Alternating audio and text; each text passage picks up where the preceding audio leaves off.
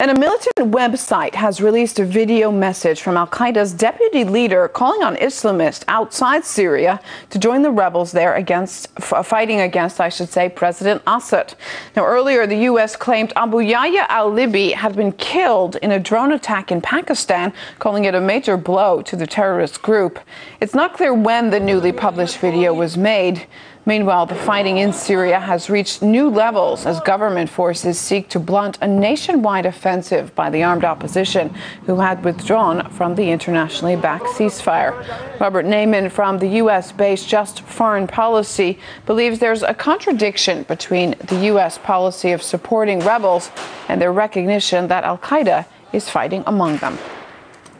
We already know that even according to the U.S., they're concerned that, for example, Al-Qaeda-like groups in Iraq have moved to Syria and are, likely believed by the U.S. to be behind some of the spectacular bombings and terrorist attacks in Syria. On the one hand, you have the U.S. saying that they're concerned about groups in the armed opposition and their links to Al-Qaeda and jihadists. On the other hand, you have the U.S.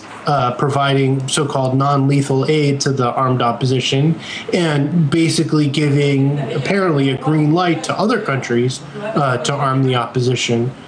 So yes, there is a contradiction in that policy.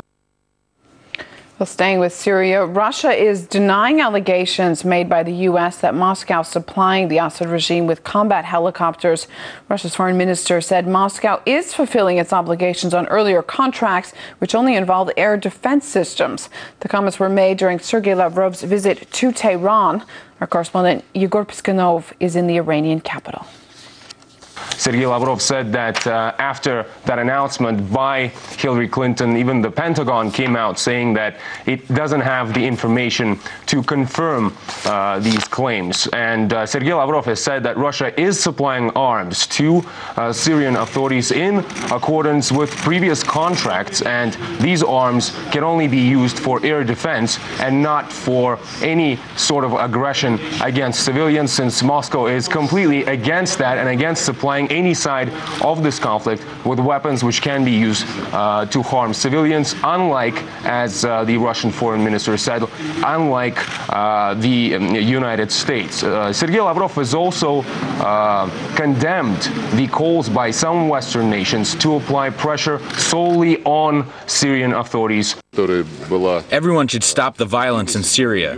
If a part of the international community understands Kofi Annan's plan only as a demand for Russia to make the Syrian leadership stop fighting, then I declare that this is a provocation. Some foreign powers are already openly claiming that the peace plan is not working, but those who say that are largely pushing the unappeasable opposition to continue armed provocation. The Russian foreign minister has also reminded that Moscow is calling for an international conference to be held on Syria and stressed that it's absolutely vital for all outside players, including regional players, including Iran, to take part in this conference despite disapproval from Washington.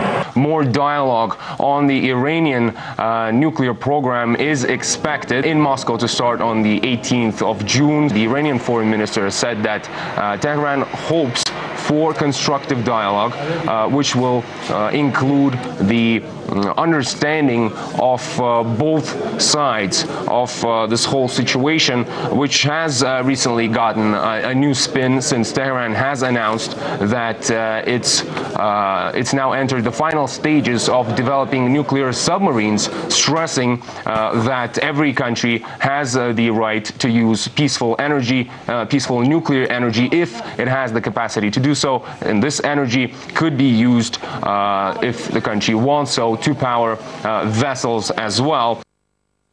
And there's another twist in the Iranian issue as we explore it later this hour. With a new embargo against Tehran's oil trade ready to take effect, we look at what's behind Washington's decision to allow India and 6 other nations to sit out the sanctions. Poland's interior